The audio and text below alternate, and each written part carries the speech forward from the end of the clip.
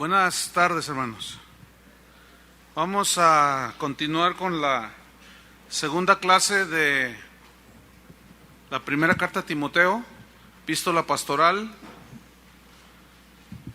de instrucción de cómo debe conducirse un ministro de Dios.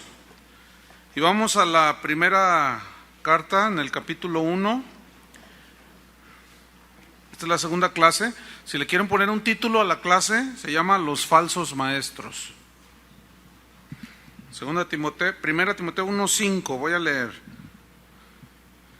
Dice: pues el propósito de este mandamiento es el amor nacido de corazón limpio y de buena conciencia y de fe no fingida, de las cuales cosas, desviándose algunos, se apartaron a vana palabrería, queriendo ser doctores de la ley, sin entender ni lo que hablan ni lo que afirman.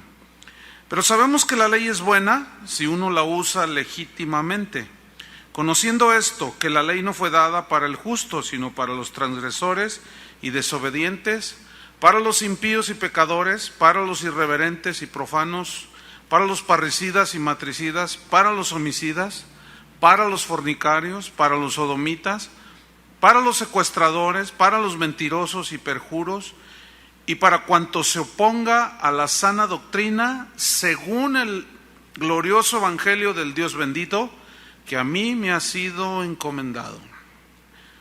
Este es hablando Pablo, inspirado por el Espíritu Santo.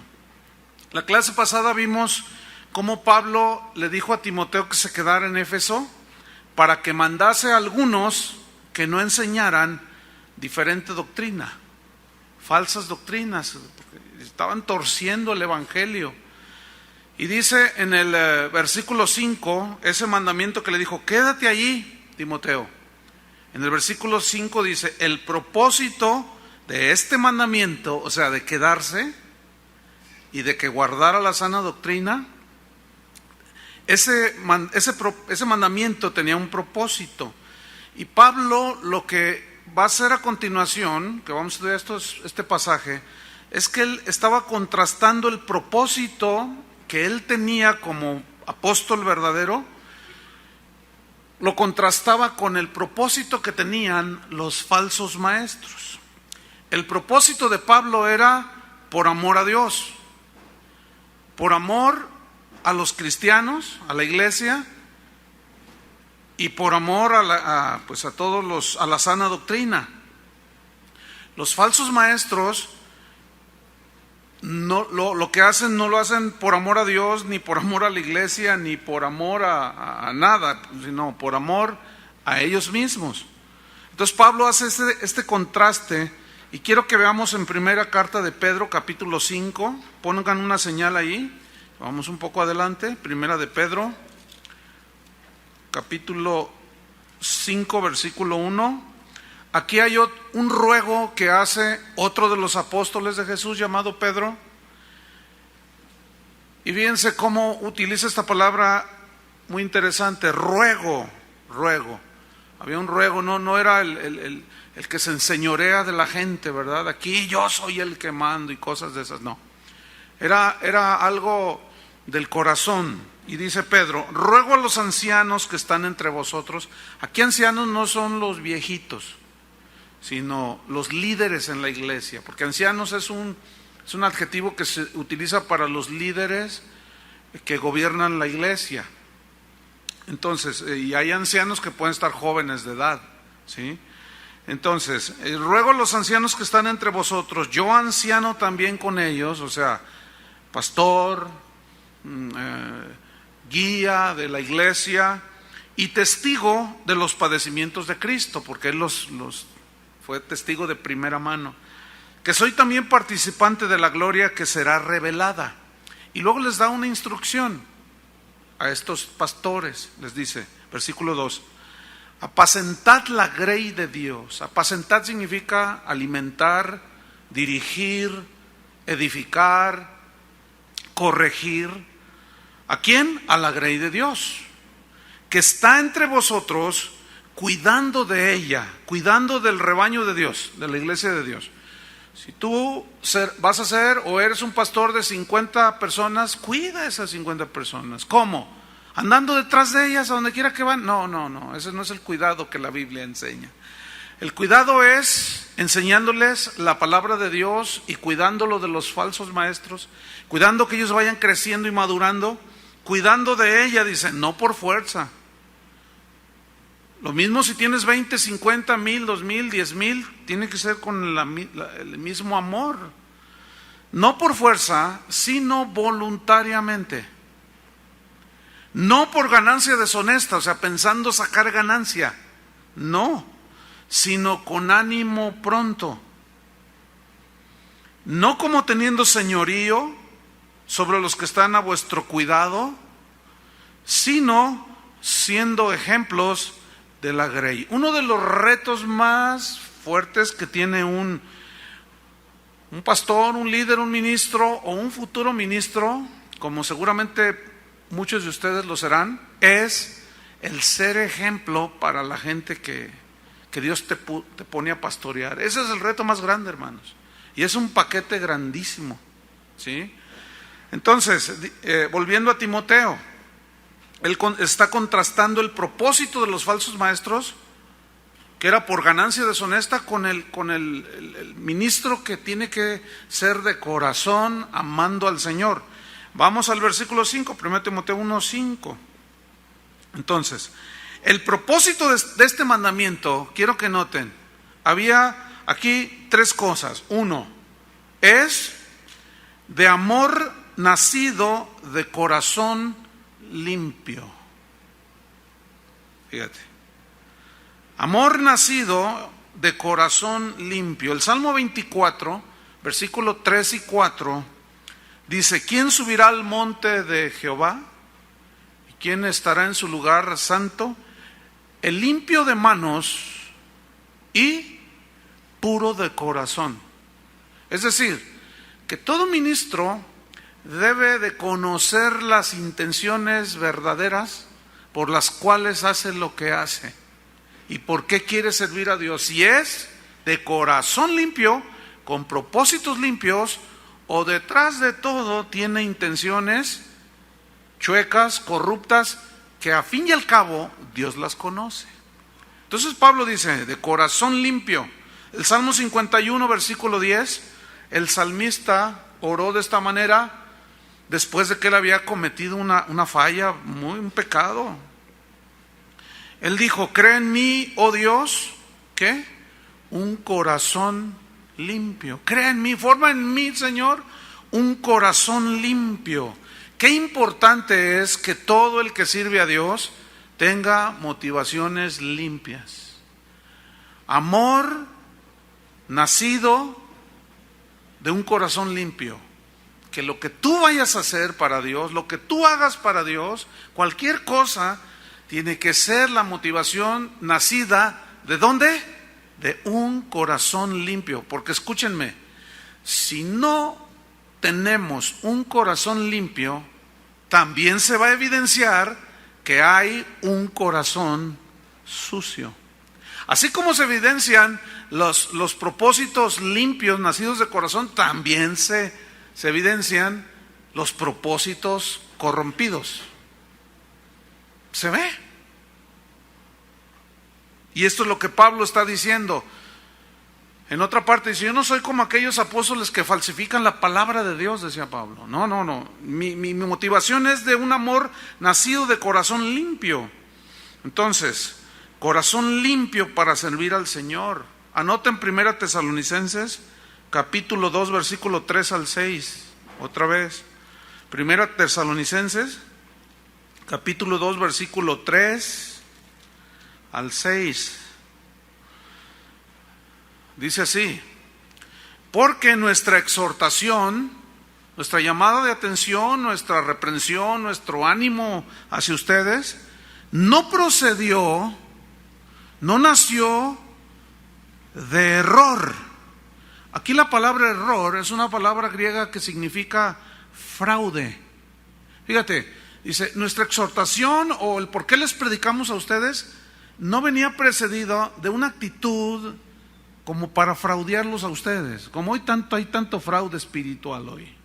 No, dice, ni de impureza. Y aquí impureza alude a intenciones demoníacas, porque lo que Satanás siempre tiene, sus intenciones no son buenas, ustedes saben eso. Siempre quiere dañar a las personas, obstaculizarlas, hacerlas tropezar. Y Pablo dice, nuestra exhortación no procedió ni de un deseo de fraudearlos, ni de motivaciones demoníacas, ni fue por engaño, dice. Y aquí engaño significa truco. Tampoco hice trucos, dijo. Versículo 5, sino que según fuimos aprobados por Dios para que se nos confiase el Evangelio. Fíjate, Dios le confió el Evangelio. Algunos de ustedes, yo que más quisiera que a todos, no sé, pero a algunos de ustedes les va a confiar Dios el Evangelio. ¿Para qué? ¿Qué van a hacer cuando Dios les confíe el Evangelio? ¿Qué significa esto? Que los llame al ministerio. Dios se los va a confiar. El asunto es salir aprobados. Ese es el punto, hermanos. Entonces dice, así hablamos, no como para agradar a los hombres. Nunca un predicador, un maestro de la Biblia debe tener un deseo torcido de querer agradar a los hombres. Eso es de la carne, y eso le gusta a la carne, que la gente le diga, qué bien predicaste, qué bonito predicas. Porque a veces la palabra que Dios te dé va a confrontar el pecado de la gente, la conducta de la gente, los pensamientos de la gente, y se te van a echar encima. Y eso no es muy agradable, porque te van a decir cosas, te van a decir exagerado, te van a decir legalista, te crees muy santurrón, y te van a decir cosas. Entonces, Pablo decía, no como para agradar a los hombres, sino a Dios. ¿A quién vamos a agradar a fin de cuentas? Díganlo fuerte. A Dios, que prueba nuestros corazones. ¿Qué hace Dios con nuestros corazones? Los prueba. Los prueba. Y así como probó el de Pablo, probaba el de los falsos maestros. Así como probó el corazón de Pedro, probó el de los falsos maestros. Así como hoy Dios sigue probando el corazón de los que estamos en el ministerio, y de los futuros ministros, también les va mostrando a través de la palabra las cosas que hay en el corazón, para ir limpiando y tener un corazón limpio. Ese es el gran reto de todo cristiano, pero mayormente de un ministro. ¿Qué más dice? Versículo 5, porque nunca, escuchen eso, usamos de palabras lisonjeras. La frase palabras lisonjeras significa palabras que encubren avaricia. Y es la típica en muchos, desgraciadamente, en algunos ministros. Detectan la ovejita rica que Dios ha bendecido y se van sobre de ella. Y lo lisonjean, ay hermano, usted, y a ese sí lo visitan, van a su casa, oran por él, le llaman por teléfono, y a la ovejita que no tiene ni dónde caerse muertita, la pobre, pues ni caso le hace. Eso es típico, hermanos. La Biblia dice en Santiago, que están estudiando esa epístola también, que no debemos hacer diferencia. Si entra un rico y le dice, siéntate acá tú, y luego entra un pobre con vestido andrajoso, así dice, tú siéntate por allá. Dice, estás haciendo acepción de personas, estás haciendo distinción y estás cometiendo un pecado. Escuchen bien, procuren jamás, lo menos que sea posible, eviten darle crédito a alguien desde el púlpito. Evítenlo a toda costa, aunque se enojen. Porque si tú le das crédito, y más si le das crédito, hermanos, está con nosotros, la típica, ¿no? Esa es la típica. Está allí el diputado, ¿verdad? Que supuestamente se convirtió. Hermano, está entre nosotros el diputado, ¿verdad? Camaleón Casillas. Bienvenido, hermano, que Dios le bendiga. Estamos orando por el gobierno, que Dios te guarde, hermano. Y pues gloria a Dios, ya está. Y el diputado, pues está acostumbrado a que todo el mundo se le... Luego llega a la iglesia y otra vez, pues imagínense. Pero nunca le dices nada al hermanito que lava los carros, al albañil, al humilde. No, pues a ese que le reconoces. Procuren no hacer eso, hermanos. Y es lo que está diciendo aquí Pablo, dice, porque nunca usamos de palabras lisonjeras, no encubrimos avaricia, porque eso de que, ay hermano diputado, ay señor presidente municipal, ustedes saben, ¿no? ¿Entienden eso, no? Y ella ahí lleva el asunto de que le hace la barba desde el púlpito y, en fin, procuren evitar a toda costa eso. Porque Pablo decía, nunca usamos de palabras lisonjeras, como sabéis, ni encubrimos avaricia, dice. Dios es, ¿qué? Testigo. Eso es algo que muchas veces los ministros perdemos de vista. El hecho de que Dios todo lo ve, de que Dios conoce las intenciones del corazón. Mira, tú me puedes dar a mí una impresión, yo te puedo dar a ti una impresión, acertada o errónea. Pero eso es subjetivo, porque yo puedo tener una apreciación tuya acertada. Decir, este es un buen tipo, este es un hombre recto, pero a lo mejor me estoy equivocando. O a lo mejor me puedes dar una apreciación, puedo tener una apreciación tuya de, no, este se ve medio, ay, parece, pero a mí se me hace que no es, y a lo mejor sí eres, de veras, cristiano de 24 quilates. Entonces es subjetiva la apreciación que yo tenga de ti. Y eso es un principio bien tremendo en el ministerio. Porque si yo por ejemplo, sabiendo este principio, si yo estuviera preocupado por saber lo que ustedes piensan de mí, olvídense, yo me hubiera suicidado. Porque yo sé que como humanos tenemos apreciaciones acertadas, pero a veces desacertadas. Pero Dios conoce los corazones. Y eso es lo que a fin de cuentas nos debe de interesar. A mí, mira, les soy honesto, a mí no me interesa mucho lo que ustedes piensan de mí, porque pueden tener una apreciación acertada y otra o equivocada. Pero eso es subjetivo, eso a mí no me interesa. A mí, a fin de cuentas, lo que me interesa es qué piensa Dios de mí. Eso es lo que verdaderamente a mí me interesa, a Pablo le interesaba y debe de interesarte a ti. Versículo 6. Ni buscamos gloria de los hombres. ¿Ven? Ni siquiera buscamos que tampoco, ay, el hermano apóstol está aquí con nosotros, a ver, vénsele el anillo, denle un beso al anillo no, dice, yo no busco gloria de los hombres. Y esto es tan común, hermanos, en algunos ministros que buscan el reconocimiento, buscan la plataforma, quieren el micrófono, no, Pablo decía, no buscamos gloria de los hombres, ni de vosotros, dice. ¿Ven? A él no le importaba lo que ellos pensaran de él, a Pablo, ni de otros, aunque podíamos seros carga como apóstoles de Cristo. No, dice, volvamos a Timoteo. Amor, el propósito de este mandamiento es el amor nacido de corazón limpio, versículo 5, y de buena conciencia. Digan todos buena conciencia. La palabra conciencia viene del griego suneidesis, con i latina las dos, y suneidesis, que se tradujo conciencia aquí, significa conciencia moral.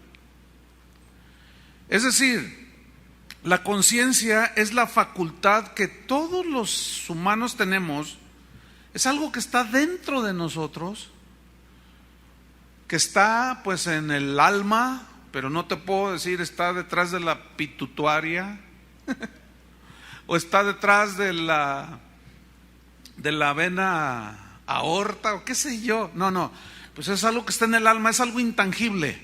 Sin embargo, ahí está la conciencia. La conciencia es esa parte donde Dios habla, ¿sí?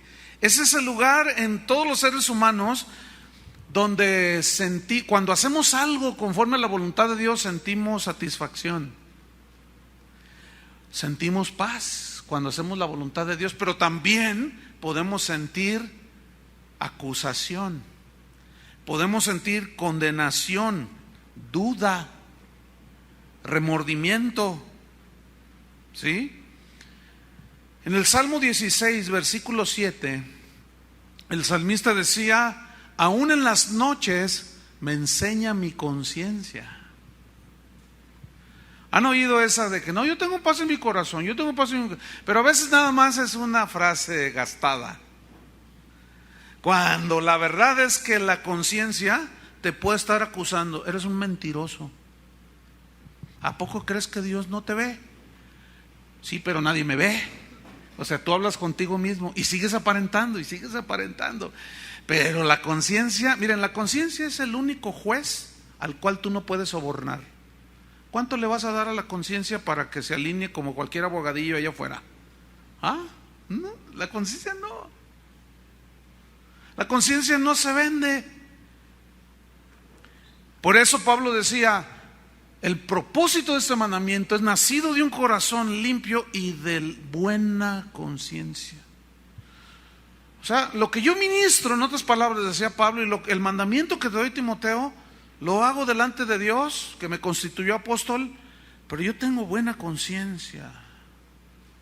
Lo que me como, sé que no lo he robado. Lo que he visto, sé que no he mentido ni lisonjeado a otro para que me lo dé. Limpia conciencia. Hay mucha gente que puede tener una casa maravillosa. La pregunta es: ¿cómo está tu conciencia? ¿Cómo obtuviste eso? ¿Fue honestamente o haciendo trampa? Esas son buenas preguntas, ¿no creen? Déjame decirte algo: no hay nada más fortalecedor, enriquecedor, que tú disfrutes, te comas, vistas, lo que tengas sea de una manera honrada, que tengas tu conciencia limpia, que tú manejas la palabra de Dios no para manipular a la gente y sacarles, sino para realmente ministrarlos, madurarlos, alimentarlos. Entonces Pablo decía: de una buena conciencia. En Juan capítulo 8, versículo 9, cuando le trajeron a Jesús aquella adúltera, ¿se acuerdan que la querían apedrear? Entonces Jesús, conociéndolos a todos, dice, le dijo: el que esté sin pecado, tírele la primera piedra. Y dice que se empezaron a ir, desde los más viejos hasta los más jóvenes, dice, acusados. ¿Por qué? Por su conciencia.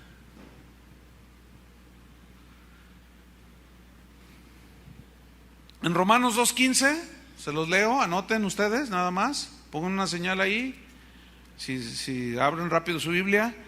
En Romanos 2, versículo 15 dice: mostrando la ley, la obra de la ley escrita en sus corazones, dando testimonio su conciencia y acusándoles o defendiéndoles sus razonamientos. Está hablando a todas las personas que existieron antes de la venida de Cristo, antes de la ley, porque ¿cómo serán juzgados? Por la ley no había ley, por Cristo todavía no venía Cristo.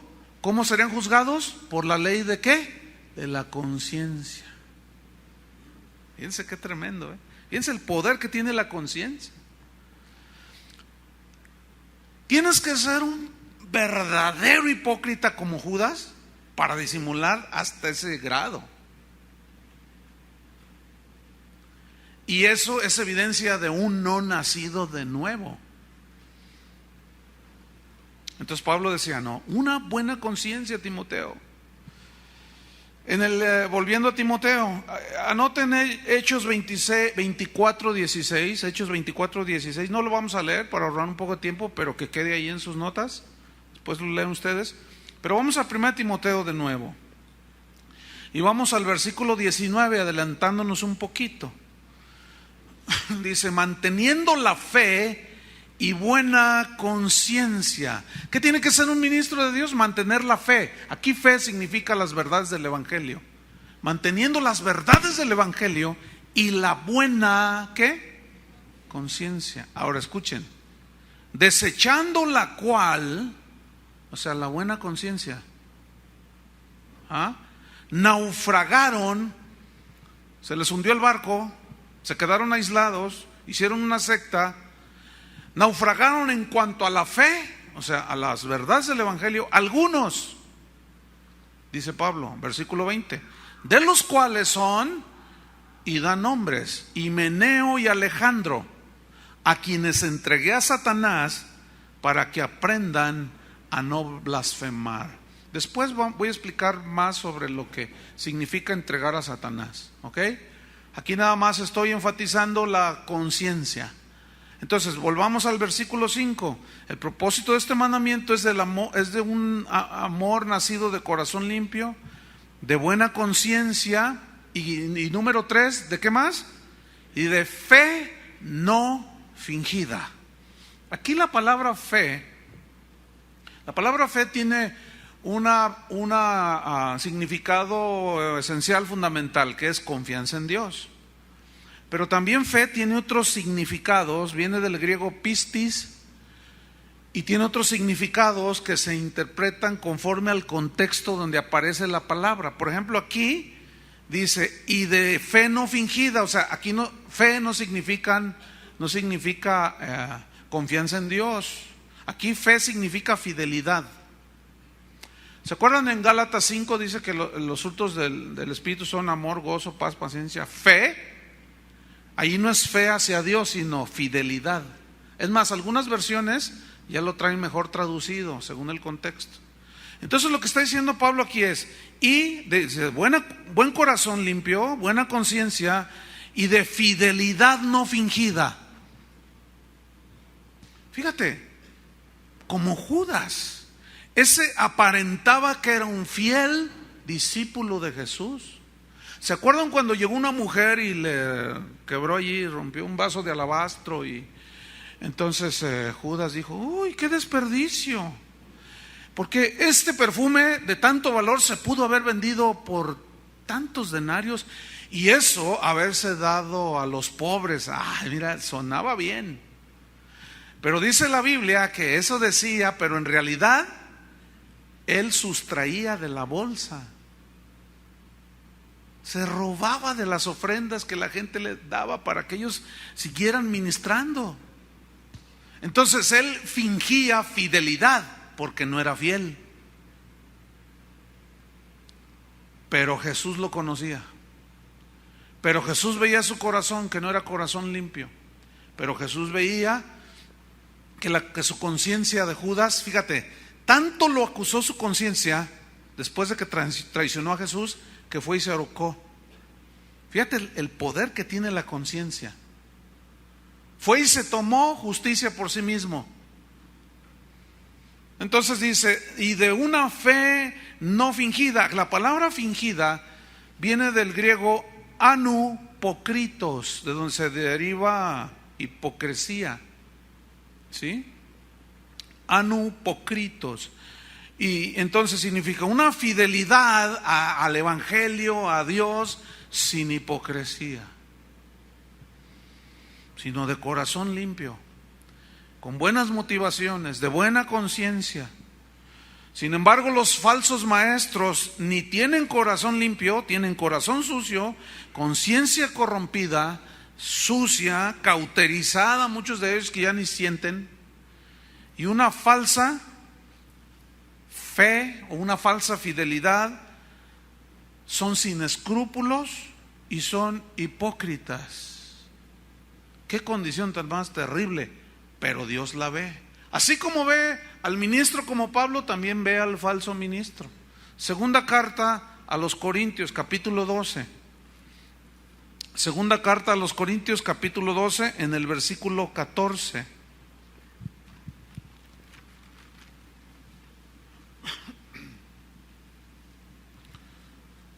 12:14. He aquí, dice Pablo, por tercera vez estoy preparado para ir a vosotros. Tercer viaje misionero, visitar a los Corintios, iglesia que él había fundado. Dice, y no os seré gravoso, o sea, no me tienen que dar para mis necesidades, no me tienen que dar para costear mi viaje, no seré gravoso. ¿Saben por qué les dijo eso? Porque falsos profetas habían entrado y les habían dicho a los corintios, ese Pablo nomás les quiere sacar su dinero. y se la creyeron. Y eso es muy común, que la gente le crea más a los falsos profetas que a lo que dice la Biblia. Por eso Pablo les dice, no se preocupen, es la tercera vez que voy, pues no les voy a hacer gravoso, no tienen que darme ni para comer, ni para vestir el tiempo que esté allí, ni para que me alquilen una casa, ni para que me contraten el mejor camello de Jerusalén, mejor medio de transporte. No se preocupen, no les seré gravoso. ¿Qué más dice? Escuchen esto, porque no busco lo vuestro, sino a vosotros. Pues no deben atesorar los hijos para los padres, sino los padres para los hijos. Fíjate qué verdad tan tremenda. Y hoy está todo invertido. Los apóstoles vienen y te quitan todo.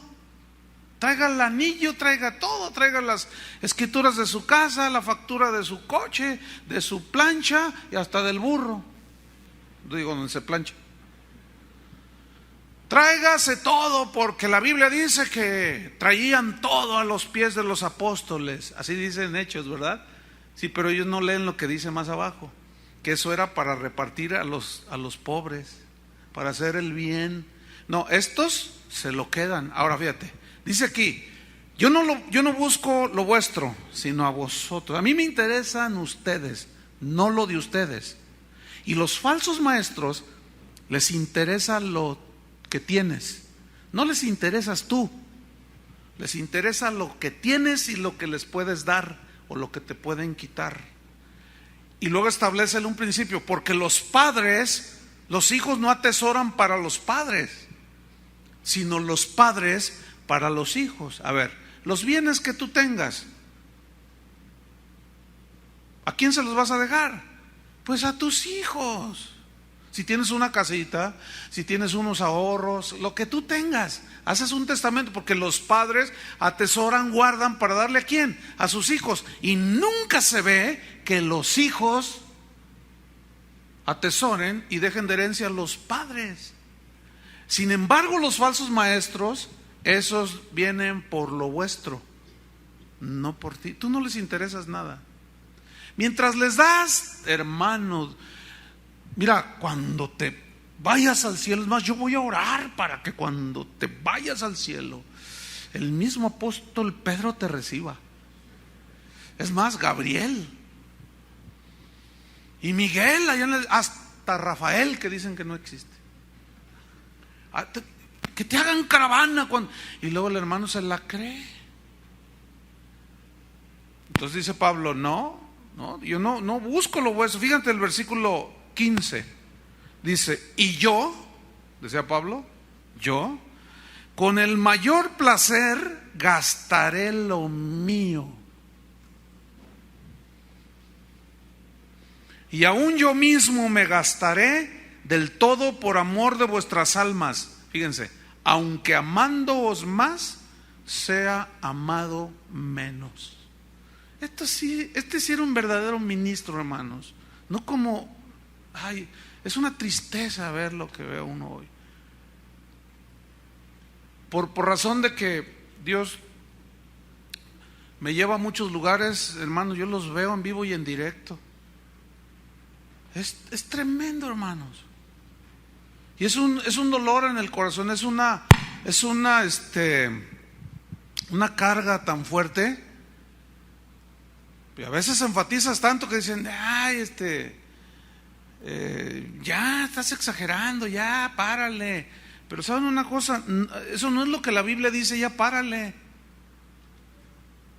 La Biblia, estas 3 epístolas, 1, 2 Timoteo y Tito, se llaman pastorales porque son instrucciones precisamente de cómo se debe conducir el siervo, el ministro en la casa de Dios. Entonces no le vamos a parar ni le vamos a rebajar, al contrario, le vamos a aumentar. Digo, aumentar el énfasis, no aumentar ahí el significado. Entonces fíjate qué tremendo dice aquí. Yo con el mayor placer gastaré de lo mío, y aún yo mismo me gastaré del todo por amor de vuestras almas. Hoy invitas a un X predicador. Oiga, tenemos un evento, queremos que nos venga a dar unas predicaciones, palabra de Dios. Sí, pero te cuesta $5,000. Yo cobro $5,000 y tienes que pagarme avión en primera clase, clase Premier y en hotel el mejor de Guadalajara, y te ponen unos requisitos, te ponen la marca del micrófono que quieren, aunque ustedes no lo crean. Te dicen la marca del agua que quieren tomar. Parecen Luis Miguel. Te dicen, y allá en la sala, la oficina donde me pongan, la sala de oradores, quiero un frutero. Quiero kiwis. Cálmate, payaso.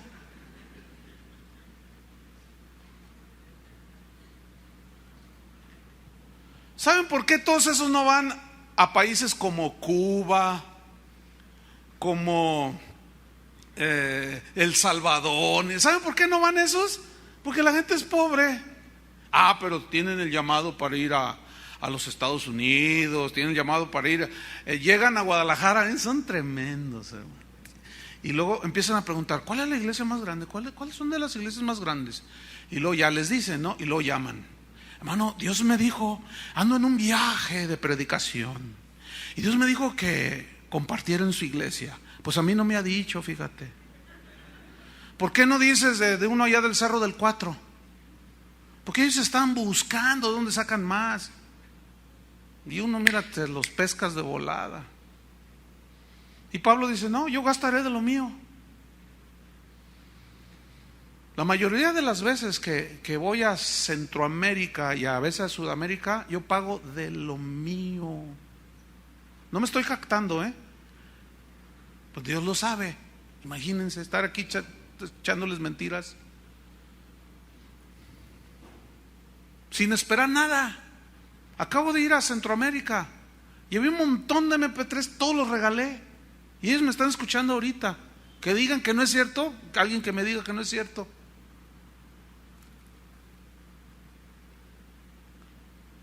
Pero Dios es fiel. Entonces Pablo dice, yo gastaré de lo mío, no se preocupen. Agarrados, corintios. Dios siempre le abrió puertas a Pablo. Entonces, si tú decides obedecerle a Dios en el llamado que Él te haga, tú no te preocupes cuánto te van a dar, cuánto vas a cobrar, ni mucho menos, cuánta gente hay. Nunca preguntes eso. Tú le debes de predicar a 5, que estén ahí en una iglesita, 5, con todas las ganas del mundo, como a 20,000. Siempre. No debes ni de subir ni de bajar. Porque como los típicos cantantes, aquí en sus conciertos llenos, y caben 2,000 y hay 50, y lo salen. No, se cancela el concierto porque hay muy poquitos.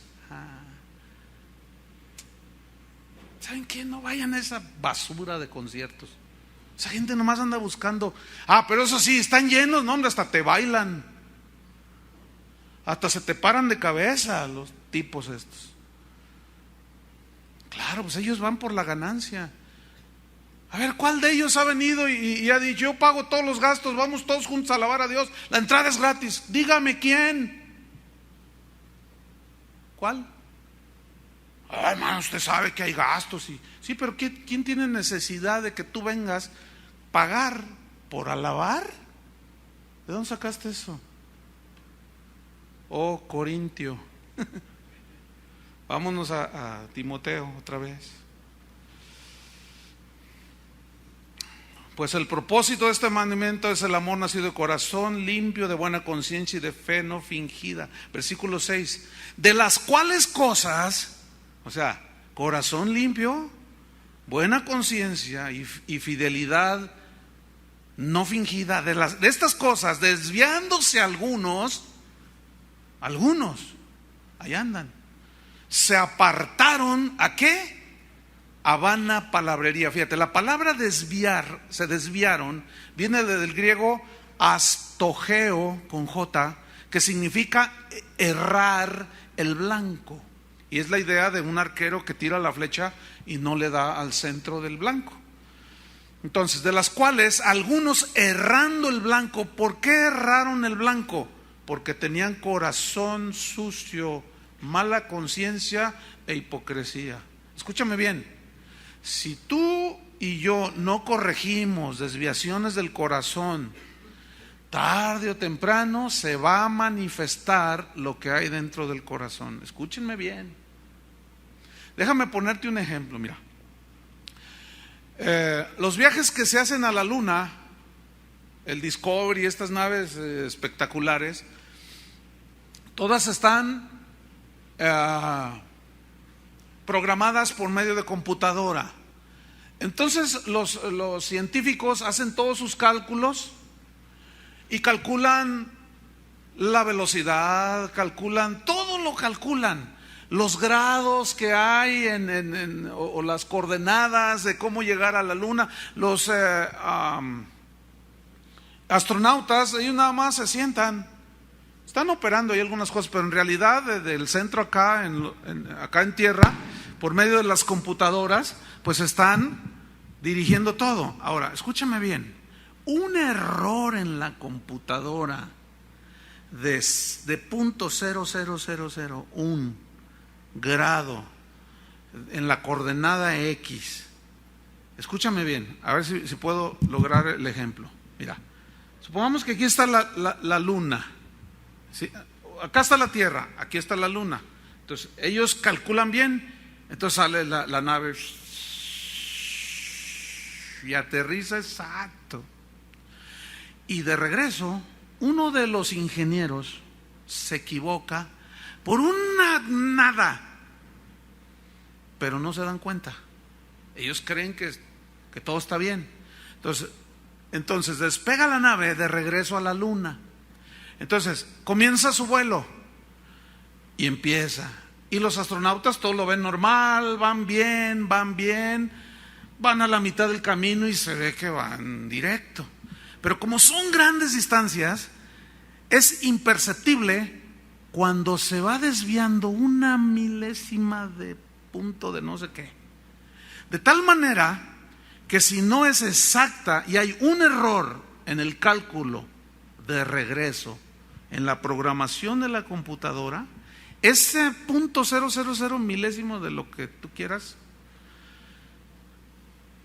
llega un momento en que es demasiado tarde volverla a la dirección correcta, y esa .0000, a fin de cuentas, mira, la nave pasa, ya no entra a la atmósfera terrestre, sino pasa por encima.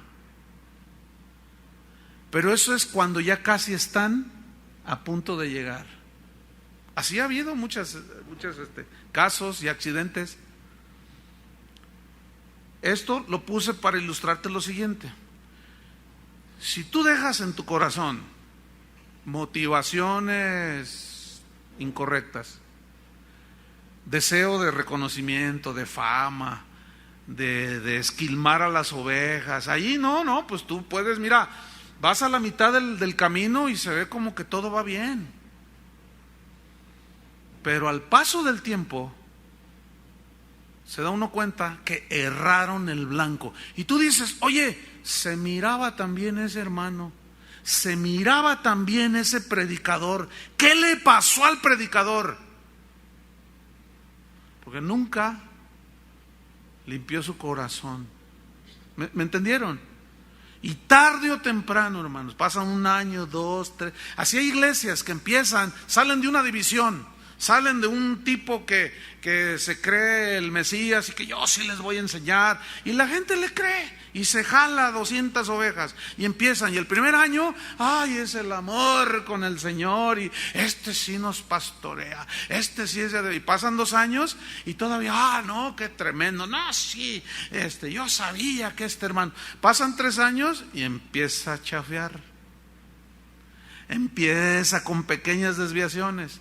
Pasan 4 años y ya se le nota más. Pasan 5 y ya se empieza a enseñorear de la gente. Pasan 6 y ya pisoteó a todo el mundo. Como dicen por ahí, empezar es fácil, mantenerse, eso es lo difícil. ¿Por qué? Porque Dios constantemente te va a estar confrontando con tu corazón limpio, con el corazón, con tu conciencia y con la fidelidad. Eso toda la vida, hermanos. Entonces Pablo decía, algunos erraron el blanco. ¿sí? Por lo tanto, se apartaron, dice en el versículo 6. Y esta palabra se apartaron viene de una palabra griega que significa se alejaron, se desviaron. Y es el ejemplo que les puse. Al principio no se nota. Es como lo del tristemente célebre G12. No, la gente va a los encuentros y siente un montón de sensaciones. No, es de Dios, dicen. Y siguen. Al año, a los 2 años, ya se dan cuenta cómo fue el asunto. Es una de herejías y de manipulación de las emociones y de la palabra de Dios. Y los que están listos, pues se dan cuenta y dicen, hoy nos vemos. Nunca debí salir de aquí yo, de donde estaba. Pero por seguir sensaciones y visiones de gente que quién sabe qué fumarían esos tipos. Que dicen, Dios me dio esta revelación, oye, pero no está de acuerdo a la Biblia, no, pero Dios me la reveló. Ah, mira. Y aún así hay gente que les cree, eso es lo triste.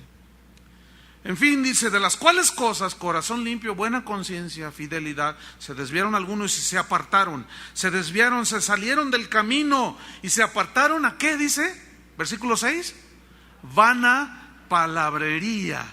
Esta frase se tradujo de una palabra, mataiologia, que significa parlotear, hablar a lo tonto, hablar sin sentido. Entonces, se desvían del corazón recto. ¿Cómo pueden hablar la palabra que es pura? A ver, no se puede, tienes que ser un de plano, un Satanás para manifestar semejante hipocresía, ¿no? ¿Cómo pueden hablar de las cosas sagradas, de los caminos de santidad, si están bien sucios? Por lo tanto, es obvio que se apartan ¿a qué? A vana palabrería. Y es un montón de palabras que sueltan que suenan bien espectaculares. Yo me fui al cielo y lo vi.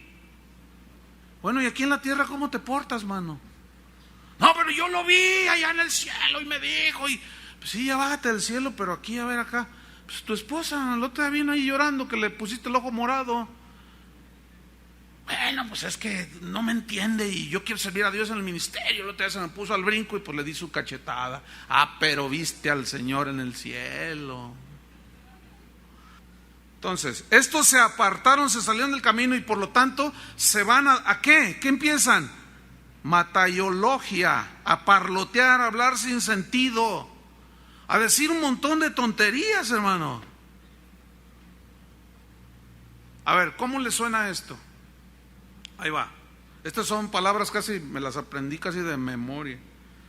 De un predicador que anda por ahí, un supuesto evangelista, milagrero, le llamo yo. Dice, a ver, supongamos que lo suben al púlpito aquí y luego dice, hermanos, ¿cuántos quieren a Dios? A ver, todos, ¿cuántos? Pues díganlo. Pues, ¿O qué? ¿No quieren a Dios? Pues eso suena bien, ¿no? A ver, ¿cuántos quieren a Dios? ¿Saben? Lo que la gente necesita es a Dios. ¿Están de acuerdo? La gente no necesita sermones.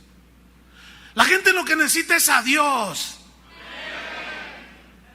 Las doctrinas dividen.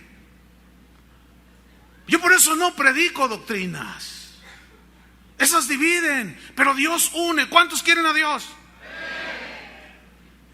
Yo sé del griego, yo sé del hebreo, soy doctor en teología, estoy cansado de los conceptos y de los preceptos de Dios, pero yo lo quiero. Empieza a llorar ahí en el disco, ahí lo tengo, empieza a llorar, pero yo lo quiero a Él.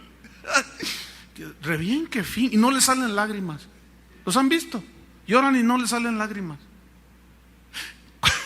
¿Cuántos lo quieren? Eso suena espectacular, suena a piadoso, piedad, suena, ay, el hermano, mira qué entregado. Híjole, no, me fui a la quinta pantorrilla del cielo. Y ahí ya le exageré yo, no, ahí no. Porque luego te empiezan a parlotear cosas que la Biblia no dice. Ahora, escúchenme bien, tú no puedes decir que quieres a Dios despreciando y desechando lo que Él dice. Jesús dijo: si me amáis o si me quieres a mí, guardad mi palabra. ¿No dijo así? Pero estos parlotean, hablan sin sentido. Ahora, muchos se la tragan, Yo tengo allí ese disco donde tomé este ejemplo, y había 7,000 varones ahí en ese evento. Y se escuchaba: amén, ¿lo quieren? Sí, pues ahí les va. Y el que me regaló el disco estaba ahí y me dijo: mira, yo lo vi con mis propios ojos. Hizo esto, una seña como que les avienta algo, y se cayeron todos y empezaron a reírse y a convulsionarse.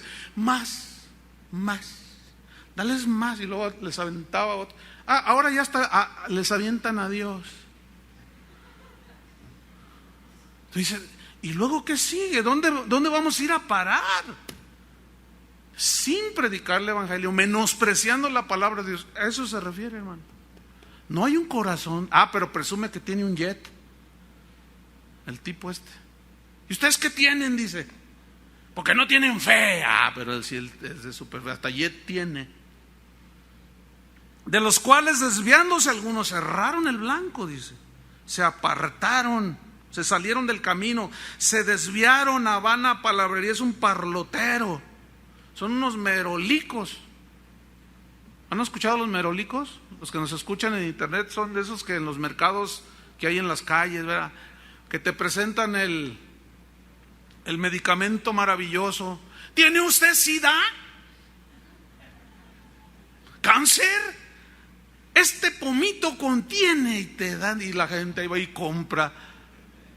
A ver, ¿cuántos cayeron en ese garlito alguna vez? Sean sinceros. Que pensaron que tomándose las gotitas de no sé qué iban a rebajar 20 kilos. Y no bajaron nada, nomás les bajaron 20 kilos de plata. Se apartaron a vana palabrería. Pero versículo 7 dice: queriendo ser doctores de la ley. En Santiago 3:1 dice: no os hagáis maestros muchos de vosotros, sabiendo que recibiréis mayor condenación. O sea, no que nadie sea maestro, sino que se quieran hacer maestros. Hoy, escúchame bien, y tú lo puedes checar en internet. Checa ahí, doctorado en teología, y vas a ver todo lo. Nomás ponle ahí en el buscador, doctorado en teología, y vas a ver todo lo que te sale.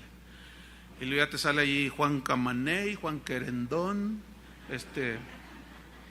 Juan Casillas, Palemón Casillas, y cuánta cosa allí. Y luego ya, te ofrecemos un curso teológico y te vamos a dar tu diploma, vas a ser un doctor en teología. El curso dura 6 meses. Ustedes entonces a qué van a... 2 años se van a quemar aquí y apenas un diploma. Pero estos te ofrecen un doctorado en 6 meses. ¡Claro! Te cuesta $2,000.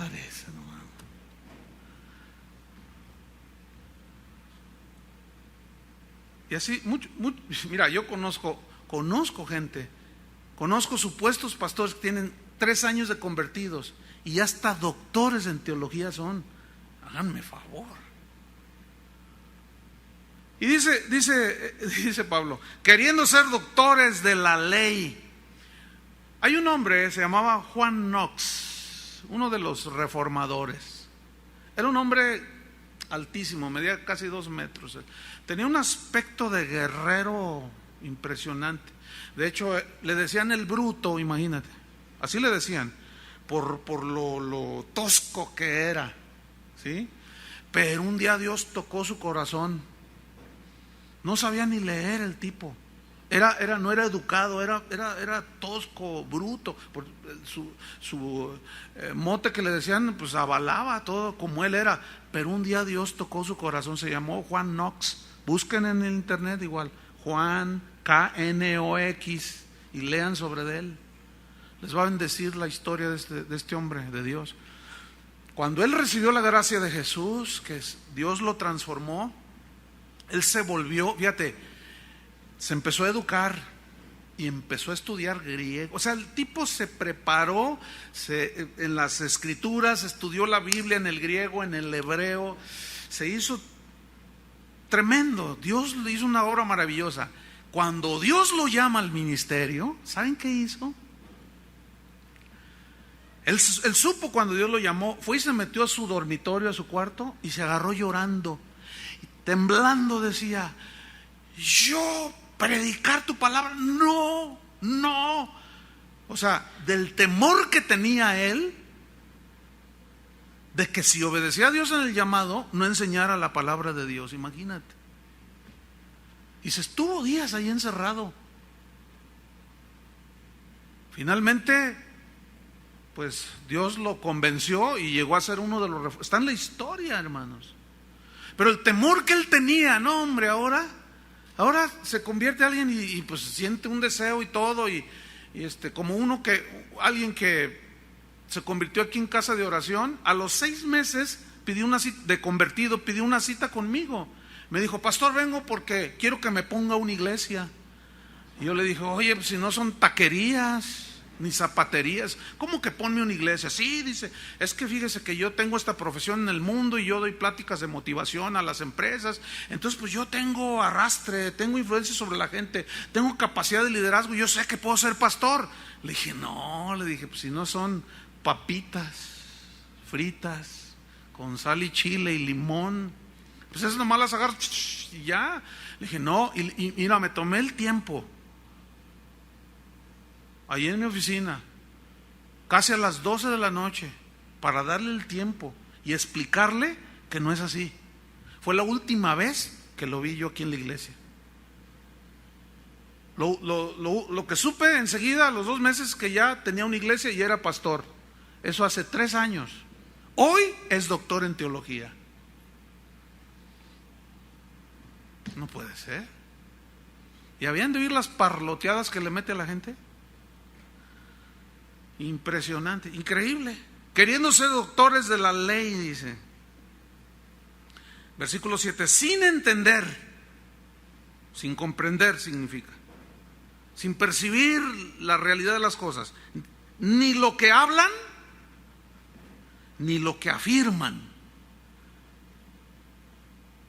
Son doctores y no saben ni entienden ni lo que hablan ni lo que afirman. Otro ejemplo que ustedes han escuchado continuamente. Ahí va. Vamos a suponer que estamos ahí en la iglesia de este supuesto apóstol. Entonces yo les digo: ustedes saben que yo soy un hombre de fe. Y la Biblia dice que al que tiene fe todo le es posible. Pues Dios me dio una revelación, hermanos. ¿Están listos?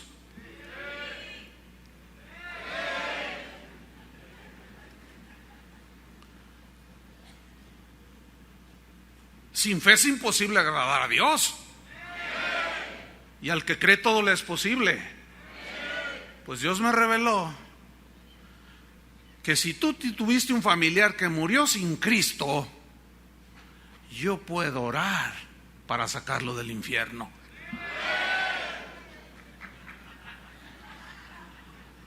No, ustedes se carcajean y todo, pero habías de ver, los que lo oyen se la creen. Y tú dices: no es posible. Mira, hermano, yo sinceramente, yo no me puedo callar ante tales herejías, hermano. Porque tarde o temprano llegarán esos ilusos, porque a veces se los encuentra uno en la calle, los ves con la Biblia, o te ven: oye, ¿tú eres cristiano? Sí, aleluya. Oye, ¿tu abuelo se murió con Cristo o sin Cristo? No, mi abuelo tuvo 7 mujeres. Era Juan sin miedo. Se fue al infierno. Pero sabes que nosotros tenemos un apóstol que tiene mucha fe y él puede orar para que salga tu abuelito del infierno. ¿De veras, dices tú? ¿En serio?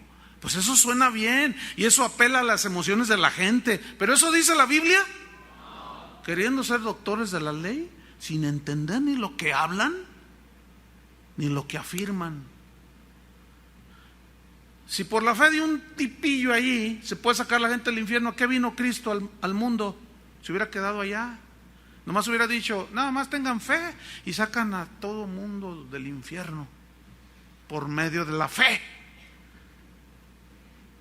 Pues ese mismo es el que dice que él tiene fe aún para que Dios tenga misericordia de Satanás.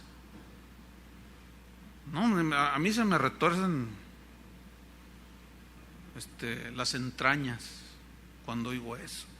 Y yo sé que algunos, porque algunos yo sé que lo han dicho, porque luego no falta quien, oye, viene y me dicen, oye, dicen que tú exageras. Ok, exagero, no me creas. Soy un mentiroso, estoy mintiendo.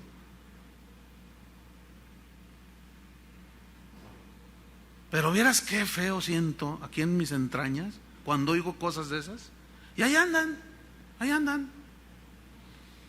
Queriendo ser doctores de la ley, de la palabra, y ni entienden ni siquiera ni lo que hablan ni lo que afirman. Y la gente se los cree. Y eso es muy lamentable, hermanos. Muy lamentable. Vámonos sobre el final de esta clase.